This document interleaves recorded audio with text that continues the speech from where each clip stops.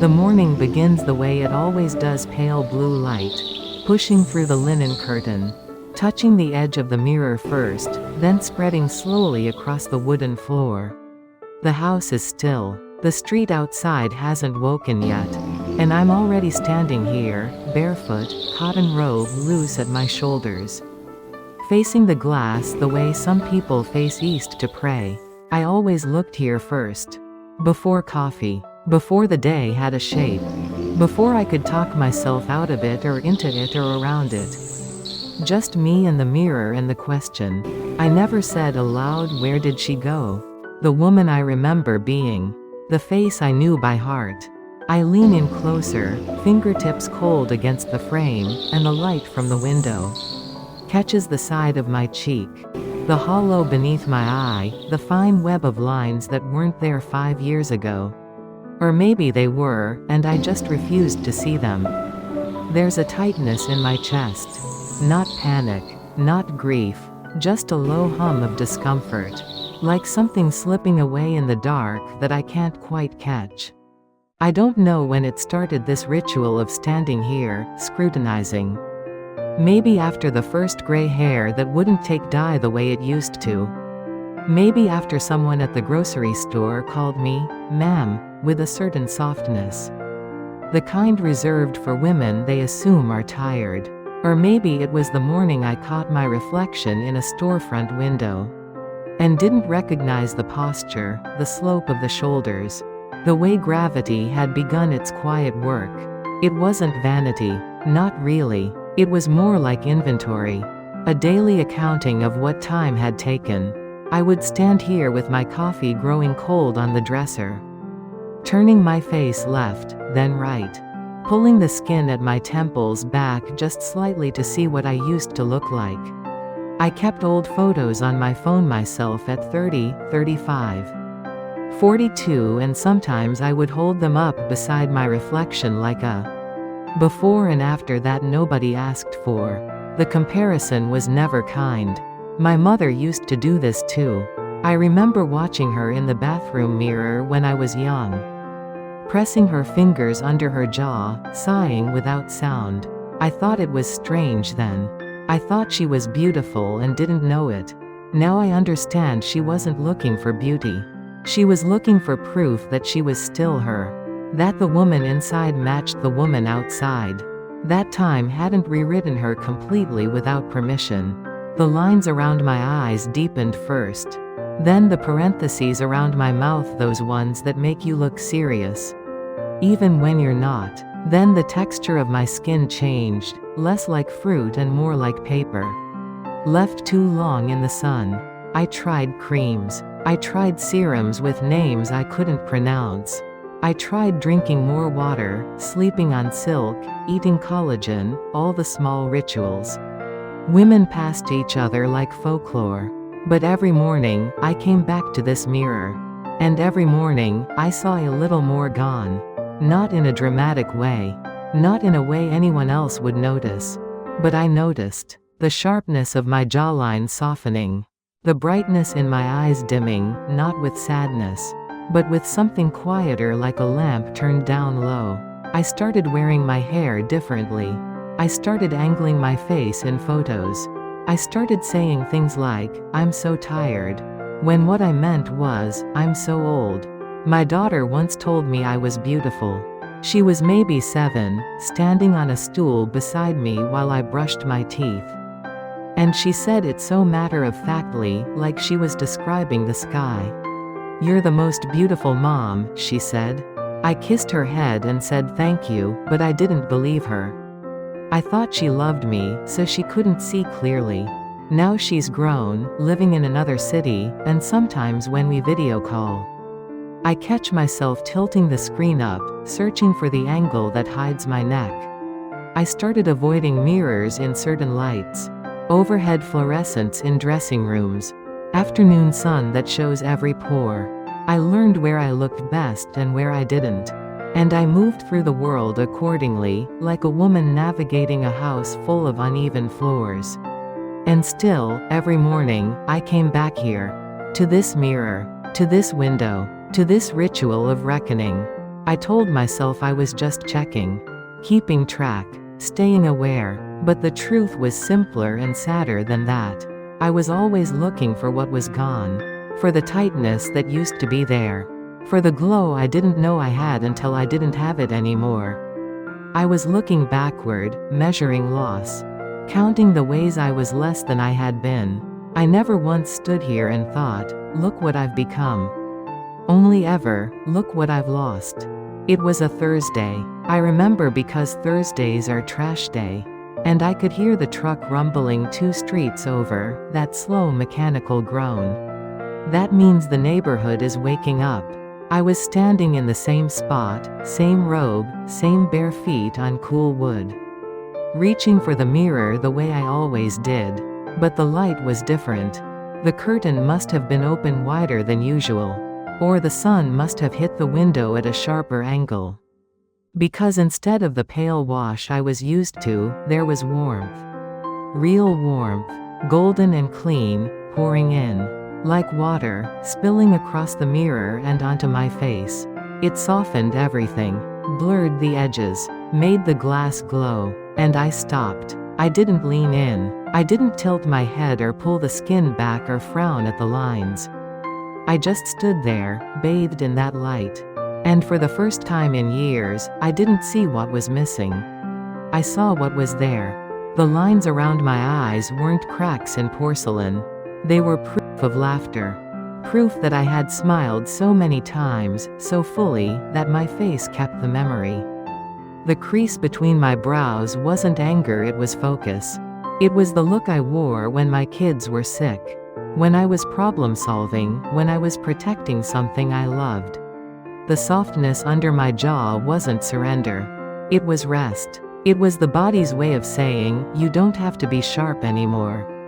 You can be soft. You've earned it. I stood there and I saw my mother's eyes. My grandmother's cheekbones. The same wide forehead my daughter has. I saw inheritance. I saw lineage. I saw the women who came before me. And the ones who would come after, all of us connected by these small, sacred repetitions of bone and brow. The light moved across my face like a hand. Gentle, curious. It didn't erase the years, it revealed them. And what it revealed wasn't decay. It was duration. It was proof I had lived long enough to become something other than young. That I had survived the parts of life that leave marks. That I had carried weight and set it down. That I had loved people and lost people and kept going anyway. I thought about the women I knew who had their faces pulled tight, their foreheads frozen smooth, their lips plumped into permanence. I didn't judge them. I understood them. We were all just trying to hold on. Trying to stay recognizable to ourselves. Trying not to disappear. But standing there, in that light, I realized something I hadn't let myself know before. My face wasn't fading. It was holding me. It was holding every version of me I'd ever been. The girl who didn't know what worry was. The woman who learned. The mother who stayed up all night. The friend who showed up. The daughter who said goodbye. All of it, written here, in skin and shadow. It wasn't my face that had changed. It was the light I let it stand in. I stepped closer to the window. Let the warmth hit me full on. Let the sun show me everything, the spots. The sags, the places where collagen had given up. And I didn't flinch. I didn't turn away. I just stood there and let myself be seen. Not by anyone else. By me. By the woman who had been looking in the wrong direction this whole time. After that morning, I started standing closer to the window. Not in front of the mirror, beside it. Angled just slightly, so the light came from the side. Soft and forgiving, the way a painter might arrange a subject. Not to hide. Not to deceive. But to see with mercy. I stopped checking my face first thing. I started looking out the window first. At the sky. At the trees. At the world that didn't care how old I was. And then, when I did turn to the mirror, I brought that softness with me. I brought the patience I gave to the garden, to the dog, to the people I loved. I gave it to my own reflection. I stopped using the word aging like it was a diagnosis. I started thinking of it as deepening. Like a flavor. Like a color mixed with more pigment. Young faces are smooth because they haven't held anything yet. Older faces are textured because they've held everything: joy, fear, pride, shame, hope, exhaustion. We are written on. We are lived in. And that's not loss. That's story. I started seeing other women differently too. My sister, who used to be so self-conscious about her neck, I now saw as regal. Necklines weren't weakness. They were the evidence of holding your head up through hard years. My mother, whose hands were spotted and veined, I now saw as beautiful in a way I couldn't have understood at 20. Those hands had held me, fed me, worked for me. They had done things. They had earned every mark. I called my friend Diane, the one who always said she felt invisible after 50. And I told her what I'd learned. That invisibility wasn't about being unseen, it was about being free. Free from the performance. Free from the weight of being watched and judged and ranked. Free to just be, without needing to be the prettiest one in the room. She cried a little. Then she laughed. Then she said, "I'm going to stop wearing so much makeup." I didn't become one of those women who pretends aging doesn't matter. It does. It matters because it's real. Because it's happening whether we accept it or not. But I stopped treating it like a failure. I stopped armoring myself against it. I stopped thinking that youth was the goal and everything else was the decline. Young people look in mirrors to perfect. Older people look in mirrors to understand. That's the difference. That's the gift. I started leaving the house without checking my reflection 3 times. I started taking photos without deleting the first 10. I started letting my daughter post pictures of me on her social media, unfiltered, unapologetic. And when I saw them, I didn't cringe. I saw a woman who looked like she'd lived. Like she'd laughed. Like she'd survived. I didn't become prettier. I became truer. I let my hair go silver at the temples. I stopped wearing foundation that was too dark. Trying to contour back what time had softened. I started dressing for comfort instead of camouflage. And the strangest thing happened. I started feeling more like myself than I had in years. Not the self I was at 30. The self I am now. The one who knows things. The one who doesn't need to prove anything anymore. One morning, I stood by the window. And realized I hadn't thought about my age in days. Not because I was in denial. But because I was busy. Busy living. Busy being. Busy standing in the light and letting it show me what was true. The mirror is still there. The window is still there. The light still comes in golden and slow every morning. Touching the glass before it touches me.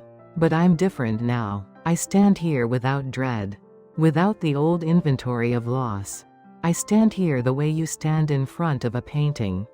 You've finally learned to love with curiosity, with gratitude, with a kind of quiet awe. My face has not changed. The lines are still there. The softness is still there. The years are still written in skin and shadow. But I see them differently now. I see them the way I see old wood, beautiful because of the grain. Not in spite of it. Beautiful because it's lasted. Because it's real. I don't pull the skin back anymore. I don't compare myself to old photos. I don't stand under harsh light and catalog my failures. I stand here, by the window, and I let the morning show me what I've become. A woman who has lived long enough to stop asking her face to lie for her. Someone once told me that aging is a privilege denied to many. I didn't understand it then. I do now. Every line, every spot, every loosening, it's proof I'm still here. Still becoming. Still standing in the light. The mirror showed me what time did. The window showed me what light could do. I chose the window.